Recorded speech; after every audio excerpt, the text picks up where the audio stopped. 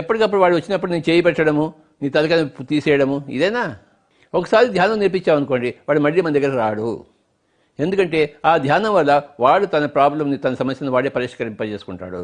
ఎప్పుడు ఏ నొప్పి వచ్చినా వాడు ధ్యానంలో కూర్చుంటాడు, ఆ నొప్పిని పోగొట్టుకుంటాడు. కనుకనే మన పిరమిడ్ స్పిరిచువల్ సోషల్ మూమెంట్లో ఈ హీలింగ్ అనేది ఎక్కడా లేదు. ప్రపంచమంతా ఉంది కానీ మన దగ్గర లేదు. నేను నీకు శక్తి ఇచ్చేసి నీ తలకాయ పెంచిన ఒక క్షణంలో తీసేయగలను. కానీ నువ్వే అది ట్రై చేస్తే నీ ధ్యానం ద్వారా ఒక వారం రోజులు పట్టచ్చు, కానీ శాశ్వతంగా నీ సమస్య పరిష్కారం అవుతుంది. ఒక శాశ్వత ఉపకరణం నీ చేతికి వస్తుంది. ధ్యానం అనేది ఉపకరణం, దాన్ని సాధిస్తావు నువ్వు.